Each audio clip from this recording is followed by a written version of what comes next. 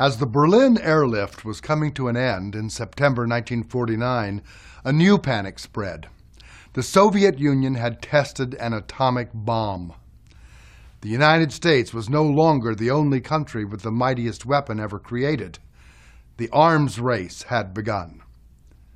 This was a scary time. In 1952, the United States tested a weapon even more powerful than the atomic bomb, the hydrogen bomb. But a year later, the Soviets tested their own version. Over the next 4 decades, the United States and the Soviet Union built up a stockpile of increasingly powerful nuclear weapons. These weapons had the power to kill millions and poison the earth. But the very thought of a nuclear war was so appalling that it helped keep the peace between the superpowers.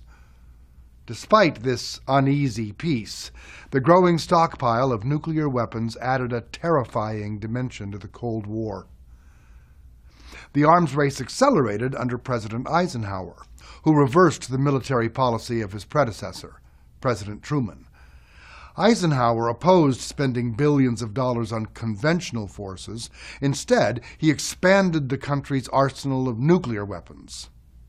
Secretary of State John Foster Dulles threatened the Soviet Union with massive nuclear retaliation if it intimidated America's allies.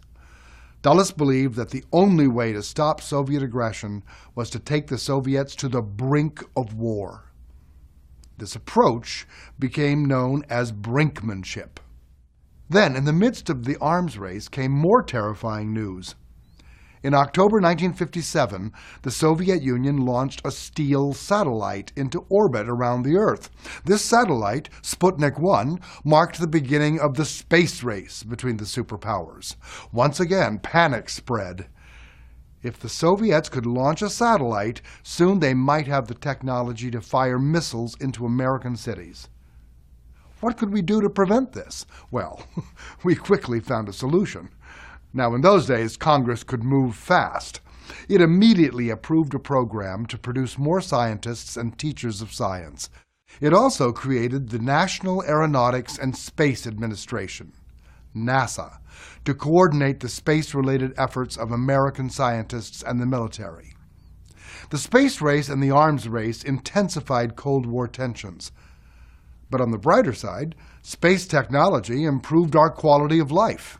Inventions whose origins go back to the Cold War include space travel, satellites, the internet, and the microwave. So let's thank the space race for social media and a quick way of heating up cold coffee. And the next time you're drinking that coffee, here's a question for you to ponder. Did the arms race help keep the peace between the superpowers? Did it save the world from nuclear war?